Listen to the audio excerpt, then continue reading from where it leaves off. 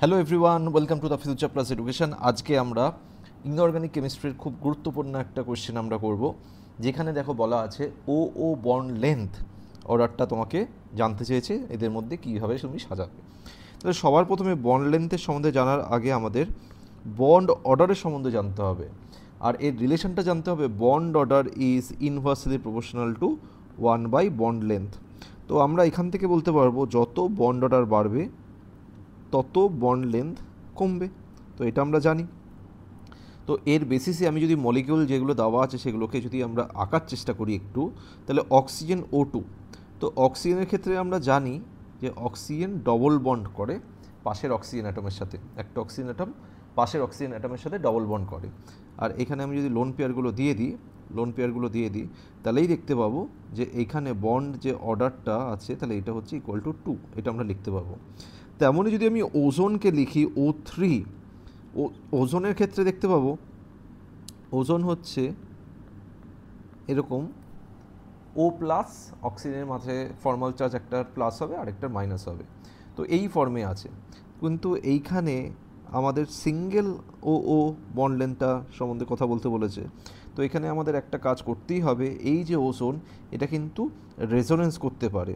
তাহলে এইখানে দেখতে পাচ্ছি এই যে পাই প্লাস আছে, তাহলে এই মাইনাস চার্জটা এখানে যেতে পারে, এইটা খুলতে পারে। তো যদি রেজোনেন্স করে তাহলে নতুন রেজোনেটিং স্ট্রাকচারটা কী হবে, আমরা যদি আঁকি তাহলে ও এইটা হয়ে যাবে লেফট হ্যান্ড সাইডেরটা মাইনাস হয়ে যাবে, কারণ পাই বন্ড যেখানে খোলে সেখানে মাইনাস চার্জ হয়, আর এখানে পাই বন্ডটা তৈরি হবে আর মাঝেরটা প্লাসই থাকবে।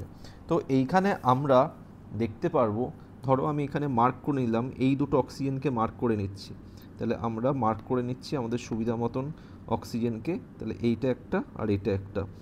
তো এইখানেও মার্ক করলাম এই দুটো অক্সিজেনকে। এইবার যদি আমাদের বন্ড অর্ডারের সম্বন্ধে কেউ জিজ্ঞেস করে তাহলে আমরা বন্ড অর্ডারটা দেখো বলবো এই দুটো অক্সিজেন একবার ডবল বন্ড একবার সিঙ্গেল বন্ড, মানে পুরোপুরি ডবল বন্ড না, পুরোপুরি সিঙ্গেল বন্ড না। তার মানে এইখানে আমরা বলতে পারবো ডবল বন্ড আর সিঙ্গেল বন্ডের মাঝামাঝি বন্ড অর্ডার, মানে 1.5 আমি ধরলাম, একটাতে পুরোপুরি ডবল বন্ড আর একটাতে সিঙ্গেল বন্ড, ঠিক আছে। এইবার আমরা H2O2 হাইড্রোজেন পারঅক্সাইড যদি দেখি, তাহলে হাইড্রোজেন পারঅক্সাইড আমরা জানি hydrogen peroxide open book structure হয়, তাহলে এইটা হলো H2O2। তাহলে এইখানে কিন্তু পুরোপুরি সিঙ্গেল বন্ড, তাহলে H2O2তে যদি আমরা দেখি বন্ড অর্ডার কিন্তু পুরোপুরি হচ্ছে 1। তাহলে আমরা দেখতে পাচ্ছি সবচেয়ে বেশি বন্ড অর্ডার কোথায়, O2তে। যেখানে বন্ড অর্ডার সবচেয়ে বেশি তাহলে এইখানের বন্ড লেন্থ সবচেয়ে কম হবে। আবার উল্টোটাও সত্যি, যেখানে বন্ড অর্ডার সবচেয়ে কম যেমন H2O2তে, তাহলে এইটার বন্ড লেন্থ ম্যাক্সিমাম হবে। তাহলে আমাকে ম্যাক্সিমাম অর্ডার বার করতে চেয়েছে, তাহলে আমি এটা এইভাবেই লিখব যে বন্ড লেন্থের অর্ডার। তাহলে যার বন্ড অর্ডার যত কম তার বন্ড লেন্থ তত বেশি, তাহলে H2O2 সবচেয়ে বেশি, তারপর 1.5, তারপর O3, আর বন্ড অর্ডার সবচেয়ে বেশি যার তার বন্ড লেন্থ মিনিমাম, তাহলে এইখানে লাস্টে O2। এইটাই হবে তোমার কারেক্ট অ্যান্সার। খুব ভালো কোশ্চেন ছিল, কনসেপচুয়াল কোশ্চেন। তো এইখানে আমরা যদি অপশন অনুযায়ী দেখি তাহলে অপশান বিটা হচ্ছে কারেক্ট।